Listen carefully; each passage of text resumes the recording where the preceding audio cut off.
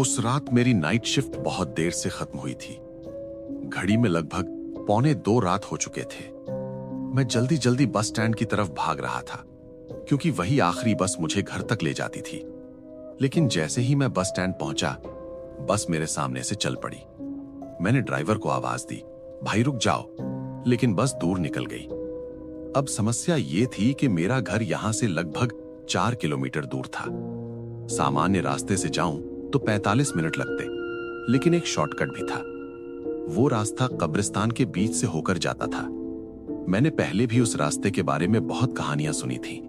लोग कहते थे कि रात में वहां अजीब चीजें दिखाई देती हैं, लेकिन उस समय मेरे पास कोई और विकल्प नहीं था। मैंने गहरी सांस ली और कब्रिस्तान वाले रास्ते की तरफ चल पड़ा। रास्ता बिल्कुल सुनसान था। चारों तरफ घना अंधेरा और ठंडी हवा चल रही थी। पेड़ों की टहनियां हवा में हिल रही थीं और उनकी परछाइयां जमीन पर अजीब अजीब आकार बना रही थीं। मेरे कदमों की आवाज भी मुझे बहुत तेज सुनाई दे रही थी। थोड़ी दूर चलने के बाद मैं कब्रिस्तान के गेट तक पहुंच गया। गेट आधा खुला हुआ था। मैंने धीरे से उसे धक्का दिया और अंदर चला गया। अंदर का माहौल और भी डरावना था। चारों तरफ पुरानी कब्रें, कहीं टूटी हुई, कहीं झुकी हुई। मैं जल्दी जल्दी कदम बढ़ाने लगा, क्योंकि मुझे वहां ज्यादा देर रुकना बिल्कुल अच्छा नहीं लग रहा था। तभी अचानक मुझे थोड़ी दूर हल्की रोशनी दिखाई दी। पहले तो मुझे लगा शायद कोई चौकीदार होगा, लेकिन जैसे जैसे मैं करीब गया, मुझे एक अजीब सा नजारा दिखा। एक बहुत बूढ़ी अम्मा एक छोटे से टोकरे के पास बैठी थी। उसके पास एक लालटेन जल रही थी और टोकरे में केले रखे हुए थे। मैं एक पल के लिए रुक गया। मेरे दिमाग में एक ही सवाल आया, रात के 2 बजे कब्रिस्तान के अंदर केले कौन बेचता है? लेकिन अम्मा ने मुझे देखते ही आवाज लगाई, बेटा केला ले लो, बहुत मीठे हैं। उसकी आवाज बहुत धीमी और अजीब थी। मैं थोड़ा घबरा गया, लेकिन फिर सोचा शायद कोई गरीब औरत होगी जो यहां बैठकर बेचती है। मैं उसके पास गया। उसका चेहरा लालटेन की रोशनी में ठीक से दिखाई नहीं दे रहा था, लेकिन उसकी आंखें मुझे अजीब तरीके से घूर रही थी।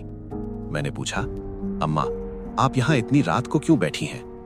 वो हल्का सा मुस्कुराई और बोली, बेटा मैं तो यहीं रहती हूं। उसकी बात सुनकर मेरे शरीर में सिहरन दौड़ गई। मैंने जल्दी से कहा, एक केला दे दो। उसने टोकरे से एक केला उठाया और मेरी तरफ बढ़ा दिया। मैंने जेब से पैसे निकाले, लेकिन उसने हाथ पीछे कर लिया और बोली, पैसे रहने दो, बस खाकर बताना मीठा है या नहीं।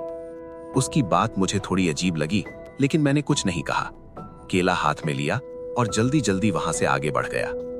कब्रिस्तान पार करके जब मैं मुख्य सड़क पर पहुंचा, तब जाकर मुझे थोड़ा सुकून मिला।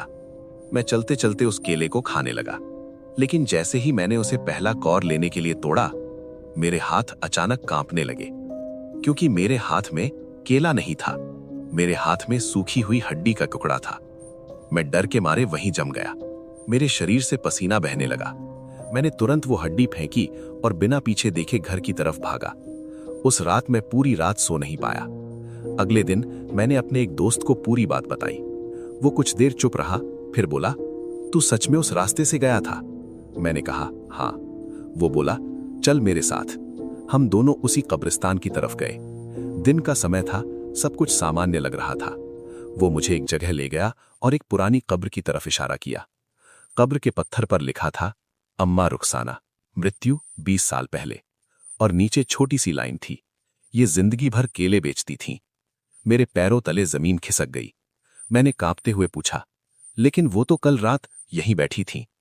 मेरा दोस्त धीरे से बोला, हाँ, लोग कहते हैं वो आज भी रात में यहां बैठकर केले बेचती है, और जो भी उससे केला खरीदता है, उसे बाद में पता चलता है कि वो केला नहीं, कब्र की हड्डी होती है।